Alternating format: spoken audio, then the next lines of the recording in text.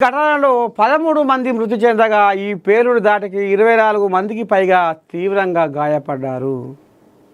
దీనితో క్షతగాత్రులను ఆసుపత్రులకు తరలించారు. Delhi red fort gate number 4 దగ్గర భారీ పేలులు జరిగాయి. ఈ ఘటనలో అనేక వాహనాలకు మంటలు అంటుకొని దగ్ధమయ్యాయి. అయ్యో, భారీ శబ్దాలతో అక్కడి వారు వణికిపోయారు. పేలుడు శబ్దం కొన్ని కిలోమీటర్ల దూరంలోని హైటీవో వరకు వినపడింది.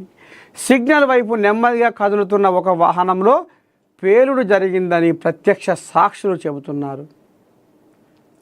ఘటన జరిగిన వెంటనే సమాచారం అందుకున్న పోలీసులతో పాటు అగ్నిమాపక దళాలు అక్కడకు చేరుకున్నాయి.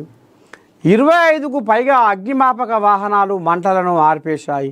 ఈ ఘటనతో ప్రధాని మోదీ కేంద్ర హోంమంత్రి అమిత్ షాతో మాట్లాడి వివరాలు తెలుసుకున్నారు. మరోవైపు అమిత్ షా ఢిల్లీ పోలీస్ కమిషనర్తో మాట్లాడారు. హైబీ డైరెక్టర్తో నిరంతరం సంప్రదింపులు చేస్తున్నారు. వెంటనే ఘటనా స్థలికి ఆసుపత్రికి వెళ్ళి పరిస్థితిని పర్యవేక్షించారు. ఆసుపత్రికి 15 మంది క్షతగాత్రులను తీసుకువచ్చారు. వారిలో 8 మంది మృతి చెందారు. పాపం. మరో 3 పరిస్థితి విషమంగా ఉంది. ఒక వ్యక్తి పరిస్థితి ప్రస్తుతం నిలకడగా ఉంది అని ఎల్ఎన్జేపీ ఆసుపత్రి సూపరింటెండెంట్ చెప్పారు. అయితే ఘటనా స్థలంలో పరిస్థితిని చూస్తే ఉద్దేశపూర్వకంగా చేసిన దాడిలాగానే కనిపిస్తుంది. కారులో ఉంచిన పేలుడు పదార్థాలను దూరం ఉంచి ఎవరైనా రిమోట్ కంట్రోల్ సాయంతో పేల్చి ఉంటారా అనే అనుమానాలు వ్యక్తమవుతున్నాయి. ఢిల్లీలో పరిస్థితి గందరగోళంగా మారింది. ఢిల్లీ పోలీసులు హై అలర్ట్ ప్రకటించారు. ఎర్రకోట సహా కీలక ప్రాంతాలకు అదనపు బలగాలను తరలించారు. భారీ ఎత్తున తనిఖీలు చేపట్టారు. ఢిల్లీ పోలీసు విభాగానికి చెందిన ప్రత్యేక దర్యాప్తు బృందం సహా క్లూస్ టీమ్, ఎన్ఐఏ, ఎన్ఎస్జీ బృందాలు రంగంలోకి దిగాయి.